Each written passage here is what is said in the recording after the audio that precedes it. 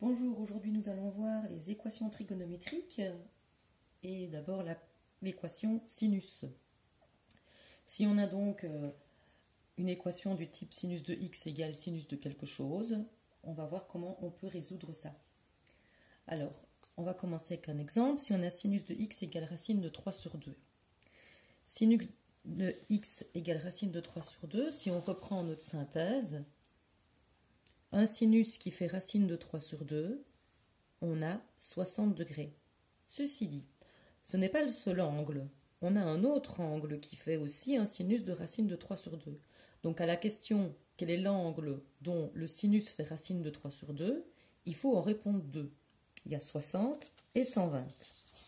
Donc ici, la solution, ce sera 60 et 120. Mais il y en a encore plus que ça, parce qu'en fait, 60, c'est la mesure principale.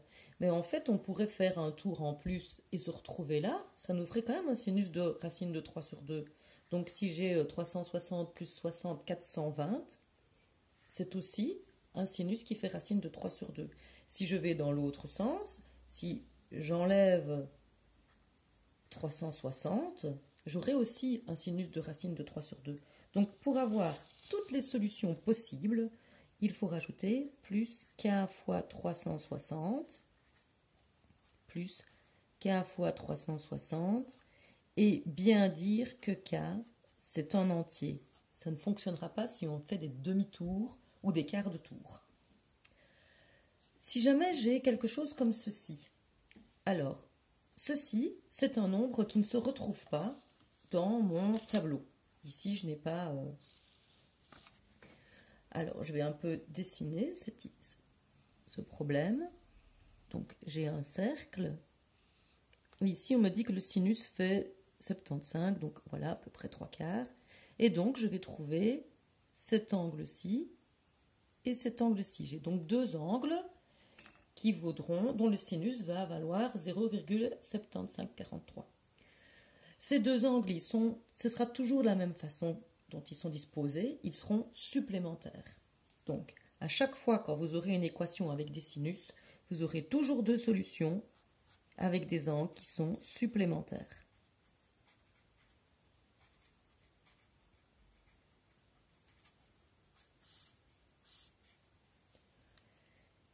Alors, comment faire pour trouver l'angle qui va me donner ce sinus-là? Il va falloir que je prenne ma calculatrice. Il faut d'abord bien vérifier que la calculatrice est dans la bonne unité. Ici, dans le coin, normalement, vous devriez avoir un D. Si vous n'avez pas un D, il faut changer l'unité. Pour changer l'unité, vous devez faire Shift pour aller dans le Setup, Shift menu, comme ça vous allez dans le Setup. Quelque part, on vous parle de l'unité d'angle, ça dépend un peu quelle machine vous avez.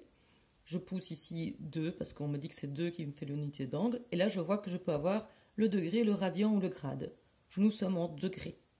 On pousse sur 1. Je suis donc en degrés. Je veux savoir quel est l'angle dont le sinus fait 0,7543. Comment est-ce que je peux savoir?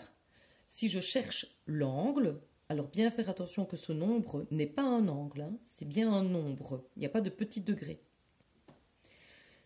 Chercher ici combien vaut x, il va falloir que je fasse arcsinus. Arcsinus, alors dans la calculatrice, ça s'écrit arcsinus, c'est au-dessus du sinus. Il va falloir que je fasse shift sinus, ou parfois il est marqué sinus moins 1.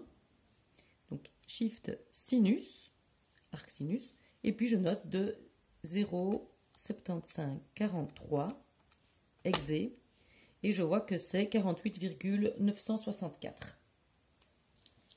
Donc ça veut dire que sinus de x, c'est la même chose que sinus de 48,964 degrés maintenant, puisque là c'est bien un angle. Bon, j'ai trouvé une solution, celle-là. La calculatrice vous donnera toujours la première solution. Il va falloir nous-mêmes trouver la seconde solution. Pour trouver la seconde solution, il va falloir que je cherche l'angle supplémentaire. Le supplémentaire,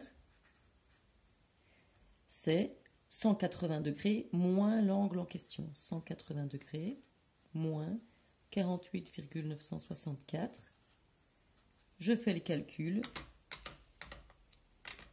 Ça me donne 131,036 degrés. Mes solutions, alors on les met dans l'ordre croissant, du plus petit au plus grand. Donc je vais commencer par 48, plus K fois 360, 131,036 degrés, plus K fois 360, toujours écrire que K appartient à Z.